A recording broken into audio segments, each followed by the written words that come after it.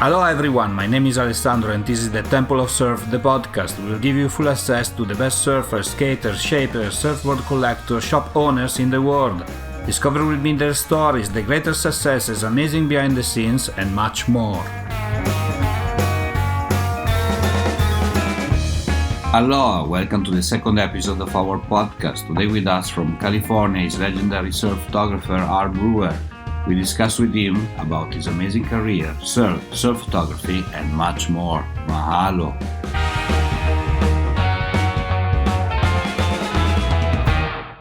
Hello, Mr. Brewer. Welcome to the show. Where are you today? I'm in my studio in Dana Point, California. Today we're going to talk about surf, your career, and the first question that I have for you is, in your opinion, what is the most important thing in surfing? Being in the water. Getting some exercise and cleansing your soul. Yes, and water definitely helps, right? Yeah, and in the activity, something about the ocean and the salt water. It's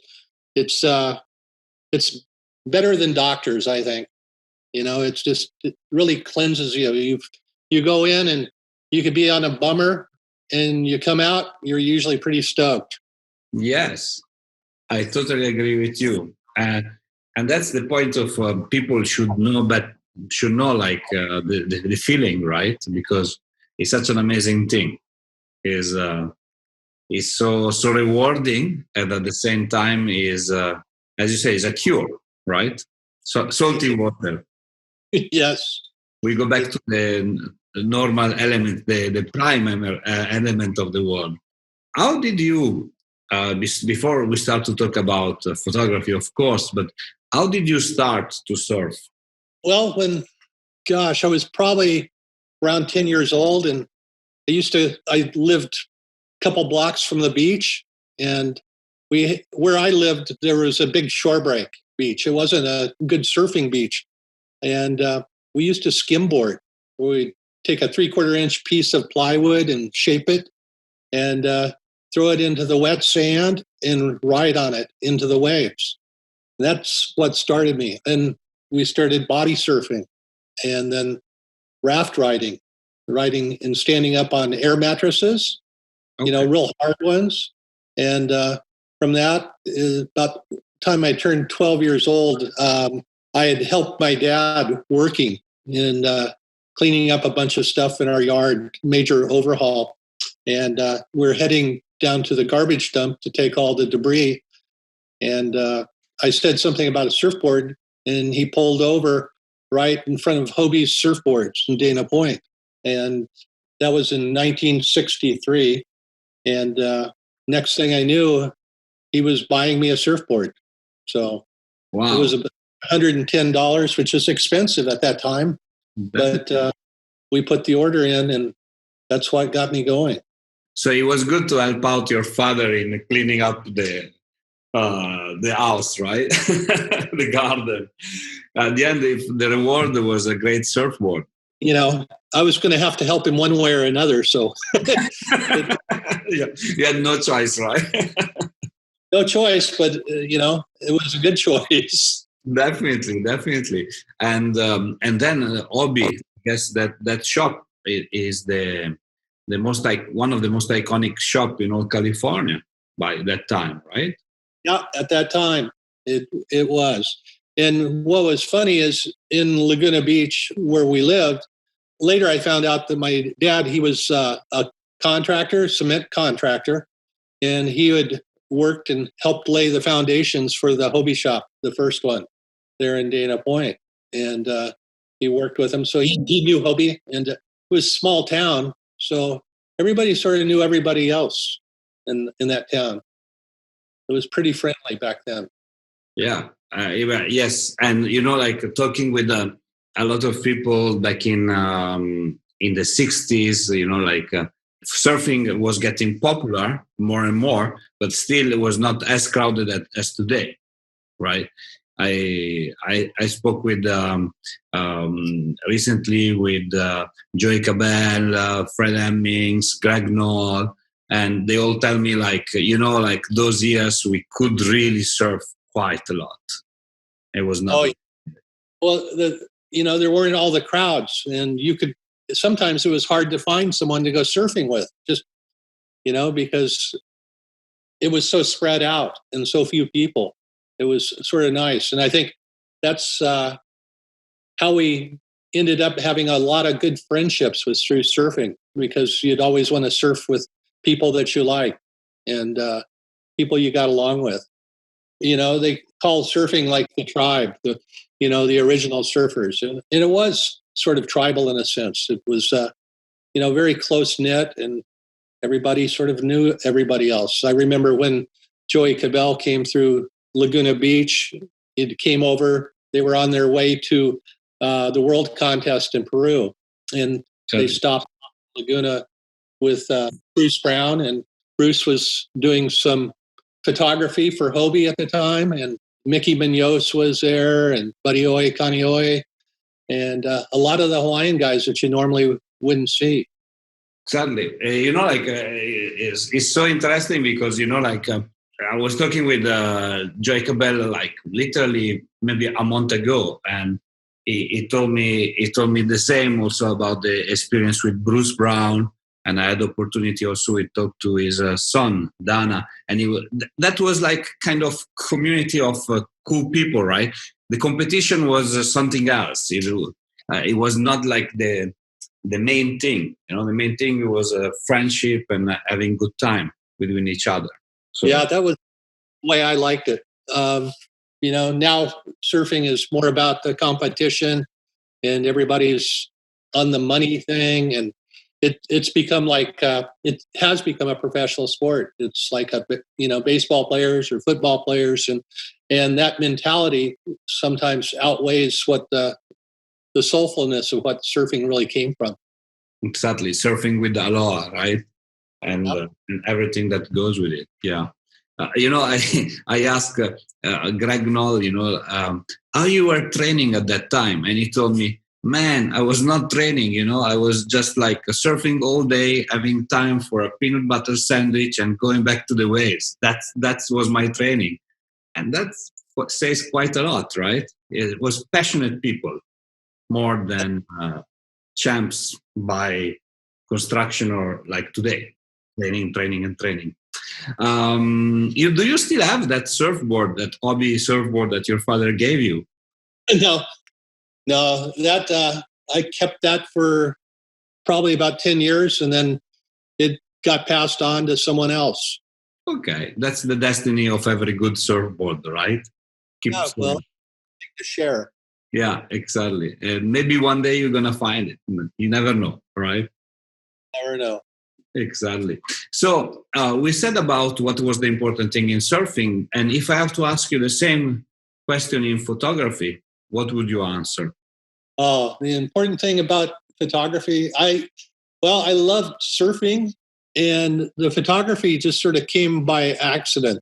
I happened to be out surfing one day, and a good friend of mine who he surfed a little bit, but his father had bought him a camera, and it was an old Pentax with a 400 millimeter Tamron lens. It looked like toilet paper rolls put together, and he came down and he didn't want to shoot photos, but he wanted to go surfing. And I just came in and he asked to borrow my board. And I said, sure. And he goes, here, you watch my camera? And I went, yeah, if you want to use it, you're more than welcome to use it. And so I shot some film, got the film back 2 days later from Kodak. And I knew that's what I wanted to do. I was just immediately addicted to it, and the color and just everything about it, and capturing something that I really loved to do, which was surfing.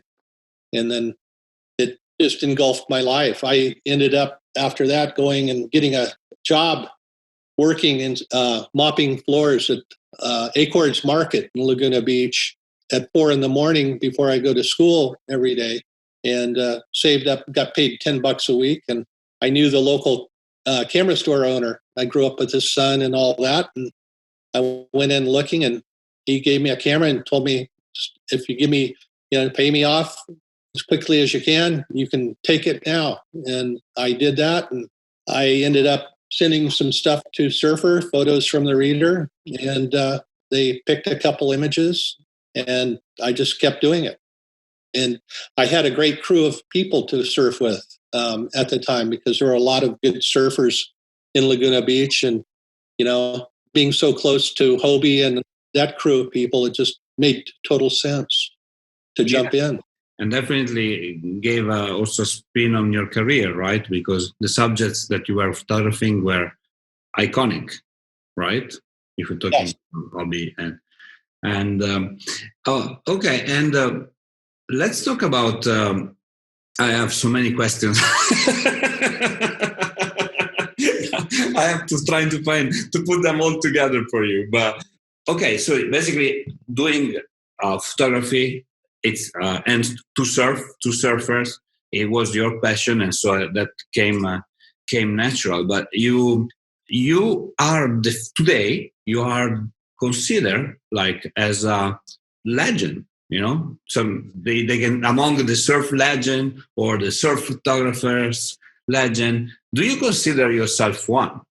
Just another person, really. I just happened to be lucky enough to be in certain places at certain times and recording something I really enjoyed and being with the people that I enjoyed sharing that sport with. And it was funny because I did end up, meeting more and more people. And my mom made a statement to me probably before I was ever hired by Surfer. And she said, if you have a camera, everybody will want to be your friend. And I sort of cracked up and never paid attention to that, but it sort of worked like that somewhat. And I never thought of it as something negative, and I don't think she meant it that way, but it opened doors, to better surfers and just different kinds of people. And it was something I just loved. I loved taking photographs, and not just surfing. It it's about life, and surfing just happened to be part of my life.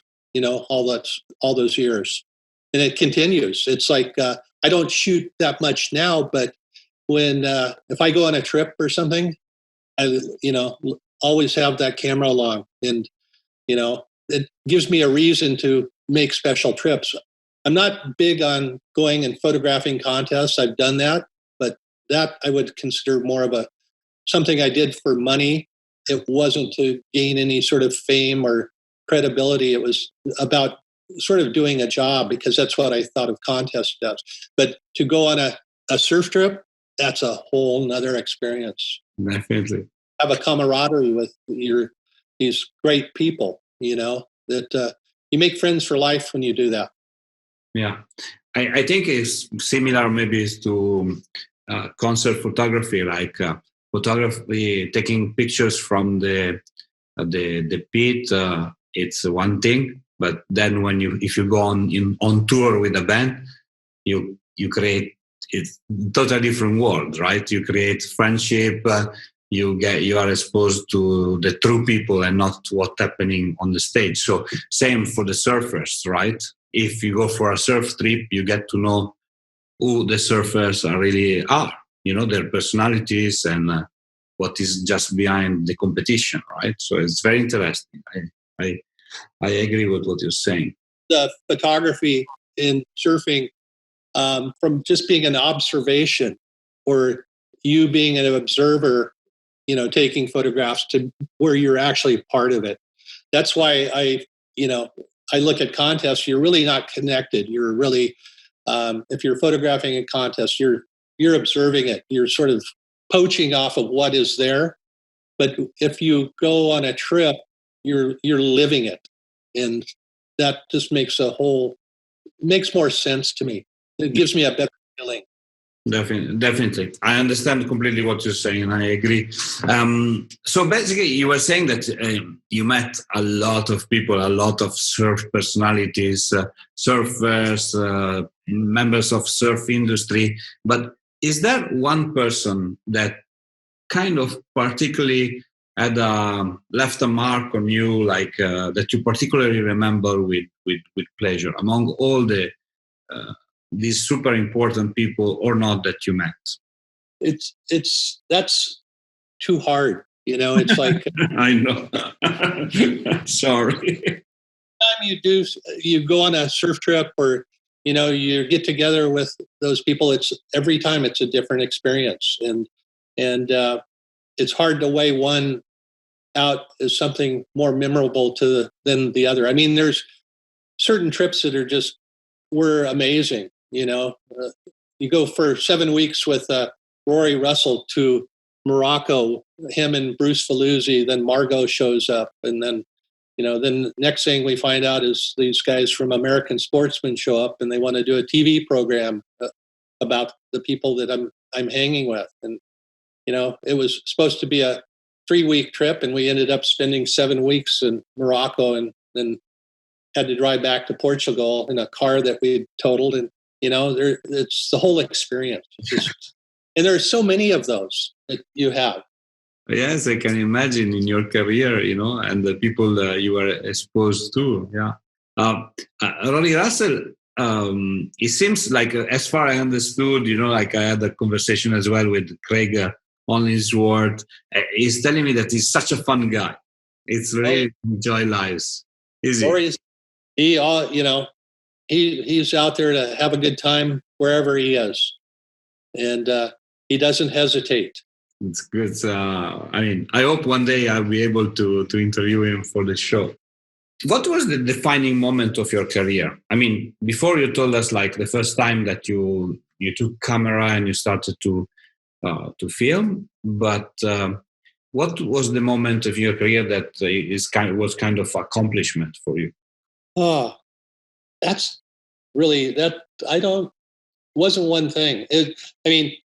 Probably one of the most rewarding things was after I was hired by Surfer, and I got to meet Rick Griffin, the artist, and I knew him for his work that he had done with the Grateful Dead album covers and some of his posters from the psychedelic era up there at the Fillmore and all that. And he was affiliated with Zap Comics and R. Crumb and S. Clay Wilson and Moscone, bunch of different great artists. And Rick came to me and asked me if I wanted to go to San Francisco, which was a crazy, crazy trip. But I was 18 years old. I, just graduated from high school, and here I am going to San Francisco with Rick Griffin, and got to share that experience, and became friends with him over the years up until when he passed away or he got killed. But other accomplishments, I don't know. They're just there are too many that I've been lucky enough to experience.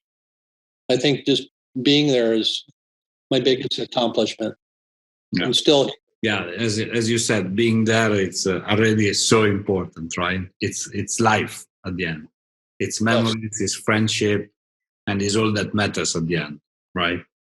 Exactly. And once you have that, you can't ever take it away. It's something that's in the memory banks.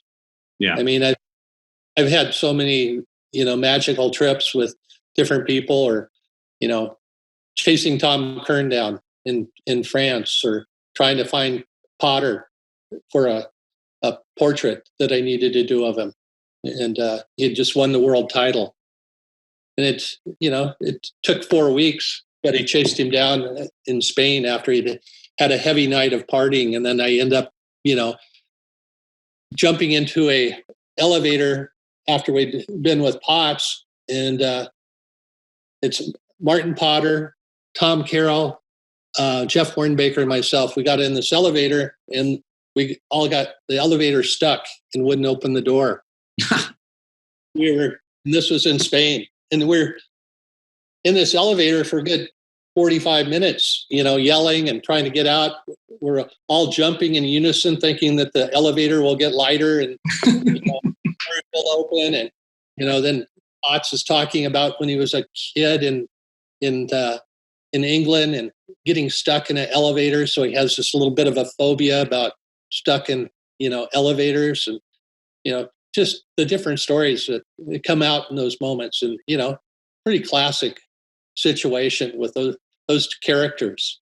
Definitely, like getting stuck with those people, like, I mean, it's fun, right? The 45 minutes, I think they go fast, right? Somewhat. It was funny. And a little old Basque lady finally heard us, and she hit the emergency, and all of a sudden the elevator lifted up, and then the experience was over. It was so bizarre, Yeah. Well, thank you for sharing. Definitely is something interesting. In your opinion, actually not in your opinion, what is your favorite equipment to use, like for surf photography? I know it depends quite a lot of where you are, like from the beach or directly in the ocean, but let's talk about in the ocean. In the ocean. Okay, so basically I used Nikon up until 1991 and sort of stuck with that. And since then I've been using Canon ever. And the reason I did that, the whole transition was changing with the autofocus lenses. Yeah. And I did some testing, and, you could end up, if you were good at follow focus, you could end up getting like a good 75 to 80% sharpness with your equipment. And with water housings, it was really tough because you're working with gears when you had to manual focus, and especially if you're using a wide or a longer lens. And I saw what Canon was doing, and so I decided to test it out. And I've been using Canon ever since then. In water housings, I originally built my own water housing. It was a takeoff of one of George Greeno's housing. A friend of mine at the time, Scott Price, and I, right when I was 18, we built a replica of a Greeno housing. And what was lucky is we had one that Surfer had owned, but the combination that they had was a Nikon camera with a different kind of motor drive on the bottom. And one of the third Surfer cover I shot was of Tom Stone at Pipeline in 1969. Not a big day, and out there swimming. And as I was shooting, the camera would shoot one frame, the mirror would lock up so you couldn't see anything. So then you'd have to shoot another frame for the mirror to drop back down. And it was just bizarre. So I needed to, push it and get a little bit farther, do something different. So I built my own using Greeno's techniques. And then from there, with the modern day ones, you don't have to have gears or any of that. With Greeno's, we used like a piston, and you turn the piston, and that focused your camera. It's really hard to explain. It's more of a visual type thing. But if you can imagine a piston in a car, you build something like that, and where the rings would go, you put O-rings, and that would keep the water out. Okay. But yeah, the water housings, I've made so many different kinds. Right now I'm working with Mike Wagner from Essex and helping him design some housings and working with him because I have some experience doing that. And what we're doing is 3D printing the housings now. So it's it's beautiful. They're tough, and they're made with a nylon type of material with carbon fiber. So you could basically throw them on the rocks and they won't break. And I mean, amazing housings that we're doing.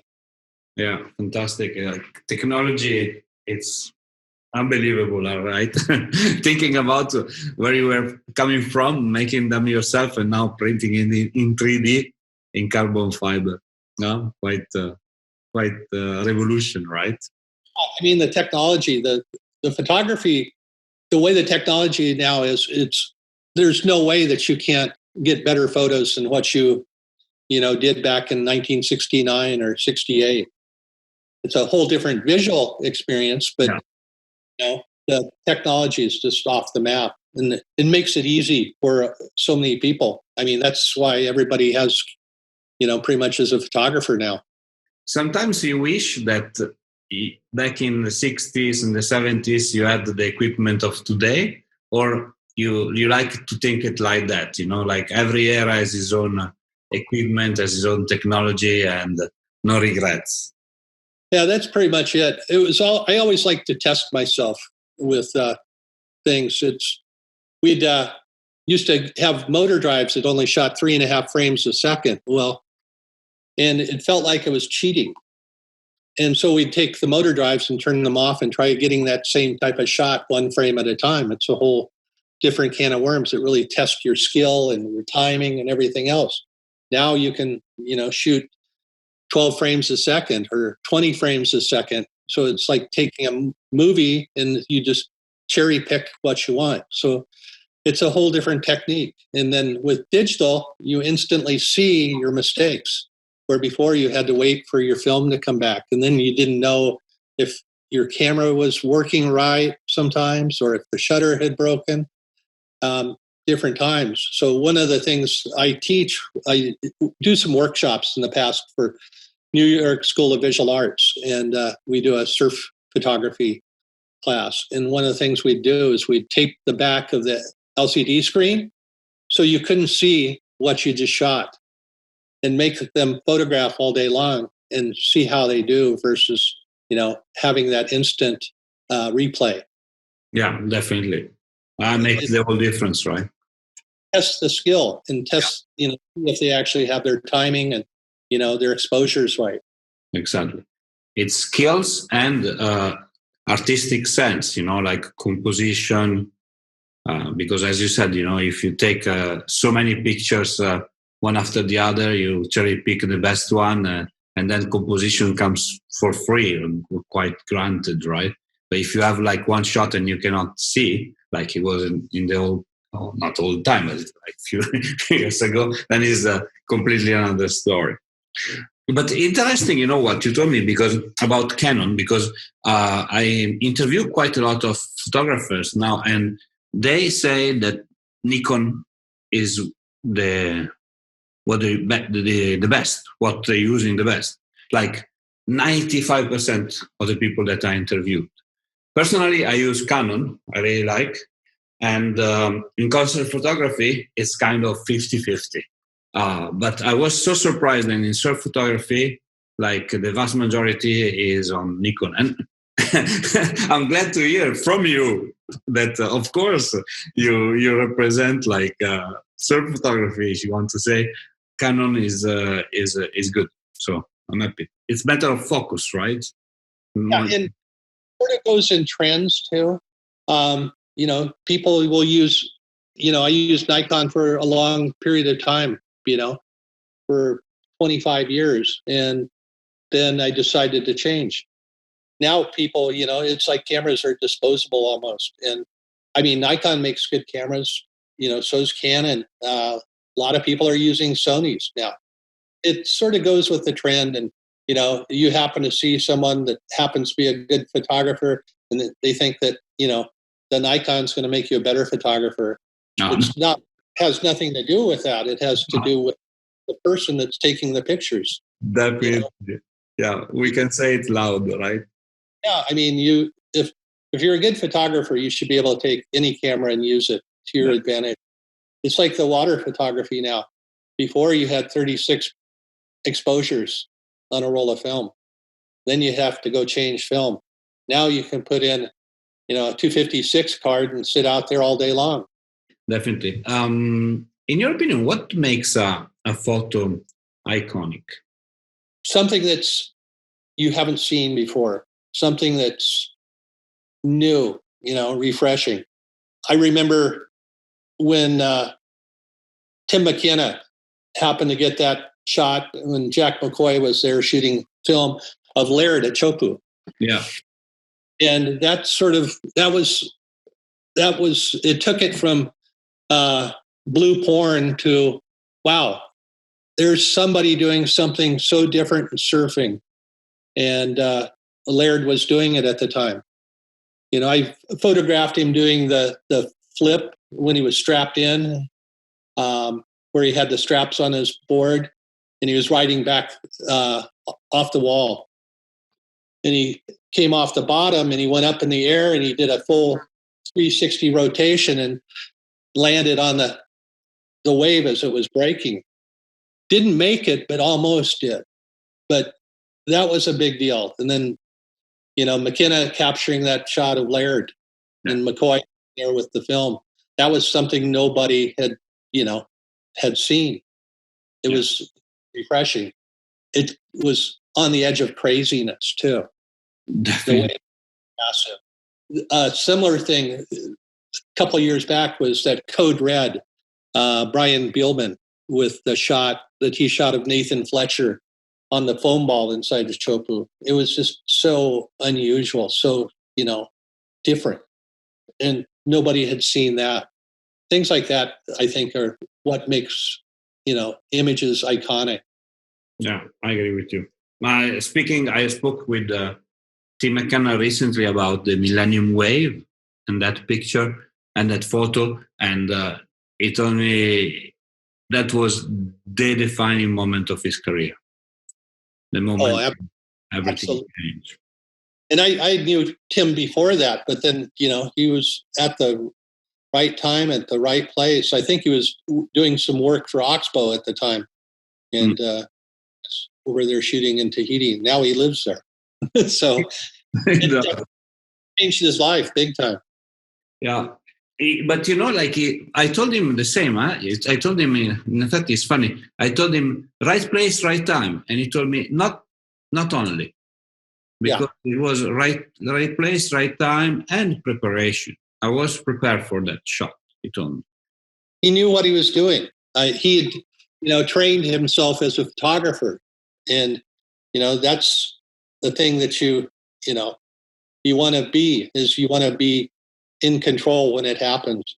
You don't want to underexpose or overexpose. You want to be right on the money. You want to have everything in order to really capture something like that. And that's the difference between, being a professional and having it's like a musician where they have a one-hit wonder and then you never hear from them again versus if they continue to make great images or great music.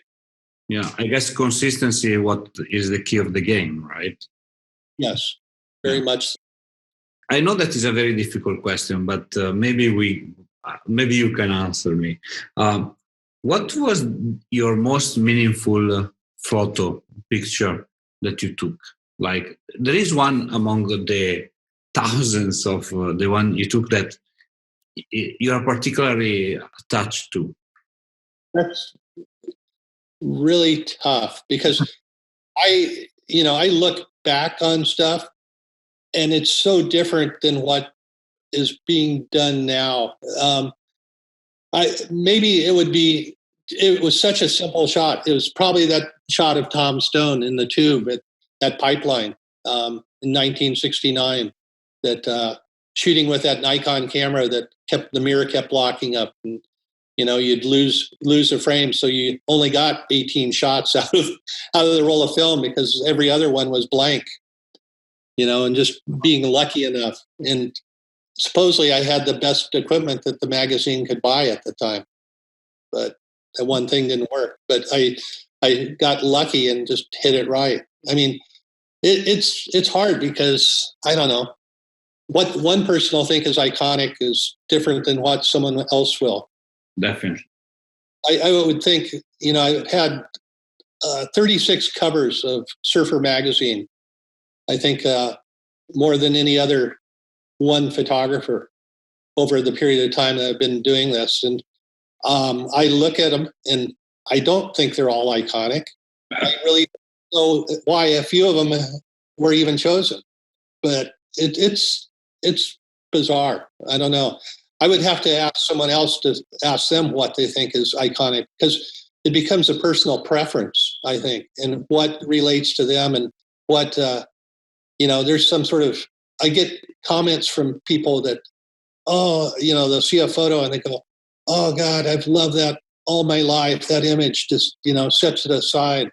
And I go, interesting. Yeah. Because it affects everybody differently. Yeah.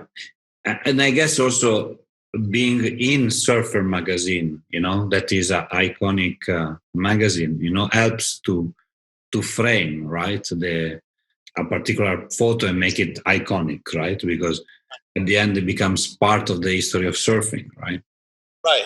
No, it's like there's a classic photo that I shot of Munga Berry at Sunset Beach, and it's a 3-shot sequence, but there's one shot in that sequence where he's dropping into this wave, and it's right there in the main peak, big wave, and he's doing this insane drop.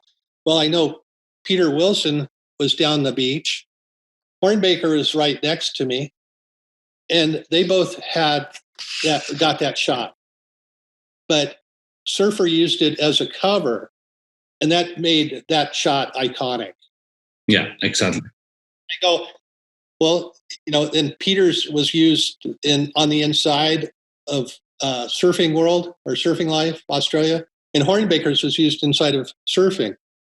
And they didn't, for some reason, because of their placement in the magazine, they didn't get the full kudos as what I did, which I thought was very strange, because we all had that particular image to the millisecond. Yeah, interesting. Totally. Yeah. I see what you mean, and that in a certain way certifies what I was saying. Like if you are like on a Surfer magazine and a picture of you together, that helps to make the thing iconic. Even the photo was totally same than other photographers, the same. But cool.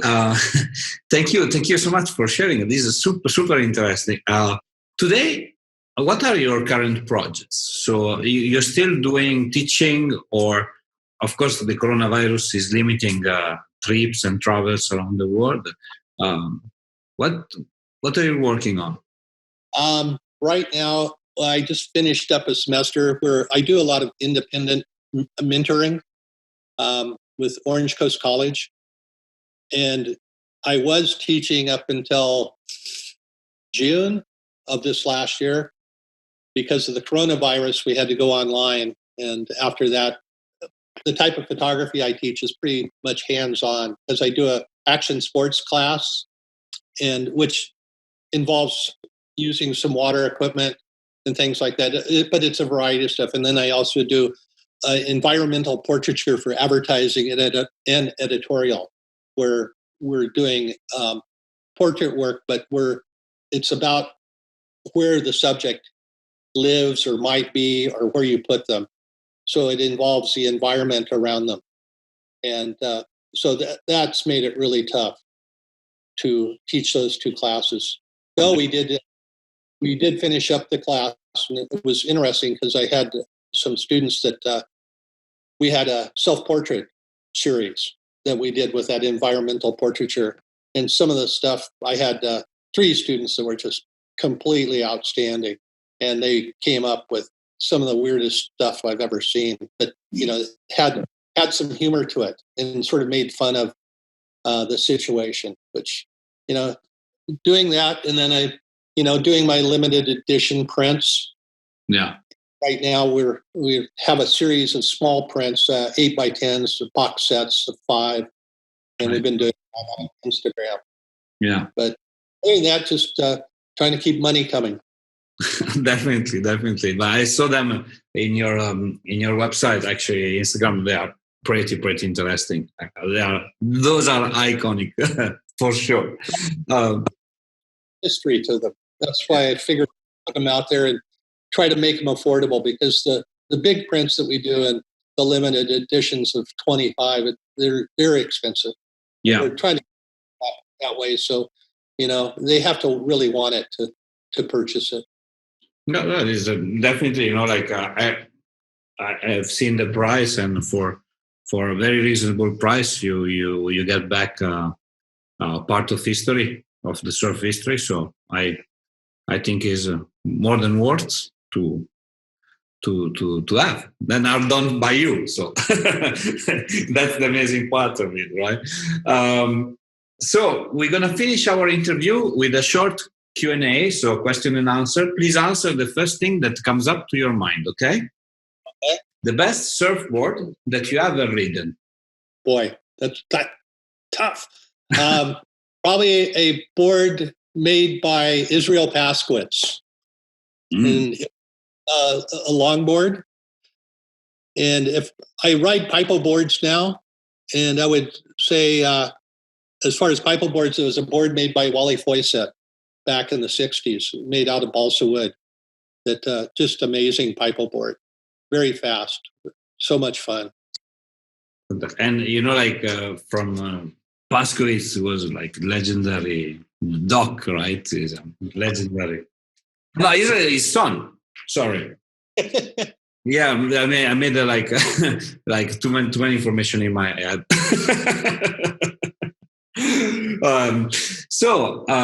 Your favorite shaper? It probably would have been Mike Diffenderfer.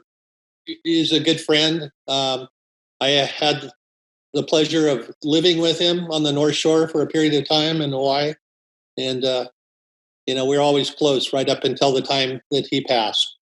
I see. Sorry for that. Your favorite song? Oh, or artist? Strawberry Fields Forever, Beatles. Yeah, Beatles, amazing. The surfing film called Free and Easy that Greg McGilvery did back in like '68. He had pirated the music for that, and Bill Hamilton was in it, and a whole crew of surfers from Hawaii and from here, and pretty amazing film. He can't re-release it. It's really sad because of the music rights. He got caught. Okay. Well, maybe we can ask the remaining Beatles, McCartney or Ringo Starr, to allow that to be. Well, anyway, I think now maybe you can find it in YouTube. I'll have a look. I didn't see it yet. Your favorite surf spot?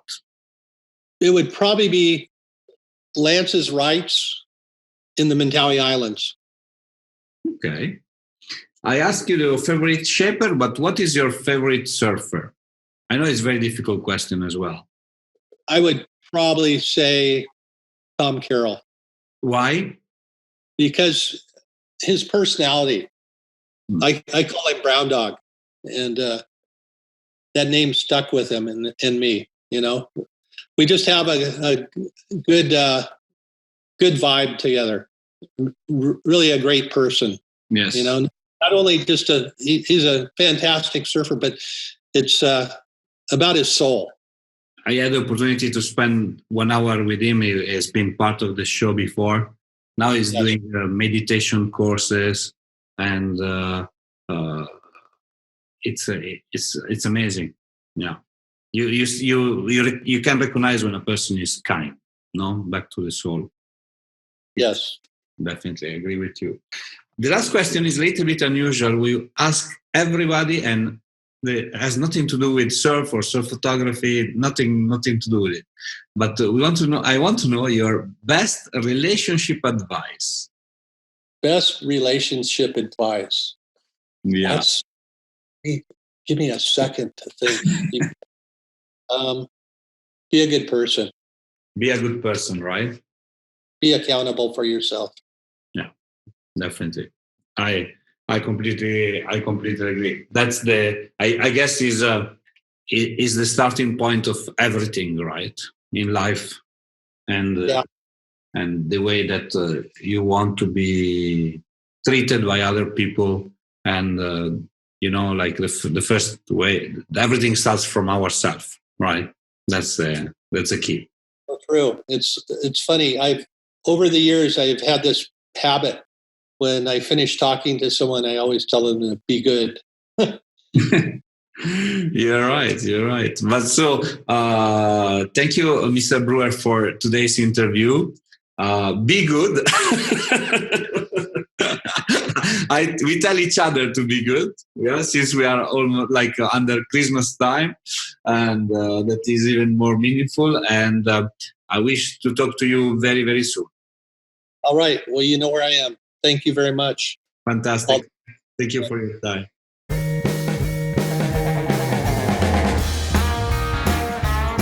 Hi, it's me again. I hope you enjoyed our today's episode. If you want to know more about us, please follow www.templeofsurf.com and all our social media. Mahalo!